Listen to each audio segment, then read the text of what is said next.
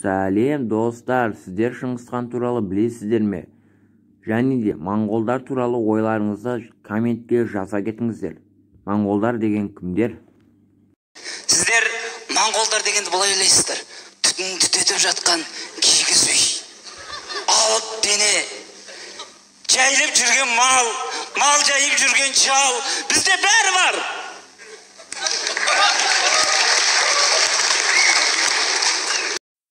Бұл жайдарманнан алынған. Ал Шыңғысхан туралы нақты дерек дәл осы жерде тұр.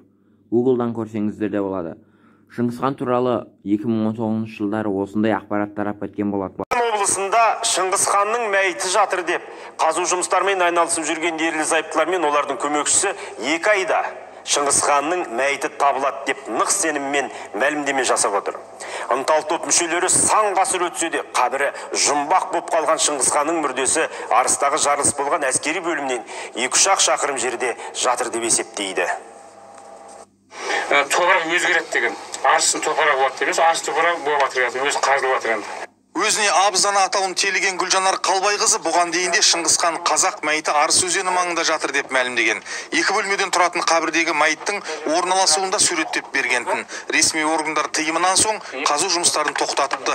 Қазір Шыңғыс баба өзіне қайта аян беріп, қазуды әруақтарға жүктегенін айтыпты.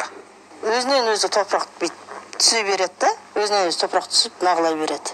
2 күн бұрынғы аянда уже ақбоз биен дайын болса деді, уже жақынарда есігін көрінеді деді. Боз биені сонда осы жерде құрбандық шалып осы жерге құрбандық сойып, үлкен ас беруіміз керекпіз.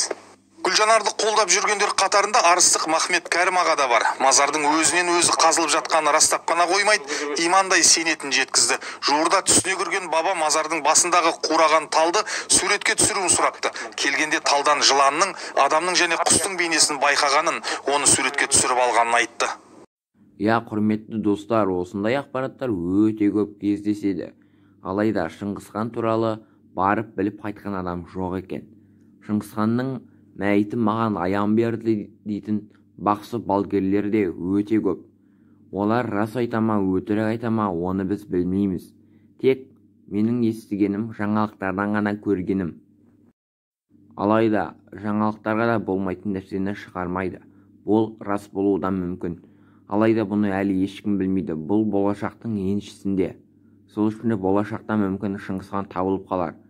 Шыңғысханды көбісі қазақ дейді, көбісі моңғол дейді. Алайда бұл әлі астары ашылмаған өте терең ақиқат. Сол үшін де сіздердің көріп тамашалағандарыңызға көп рахмет. Осымен менің видеом тәмам.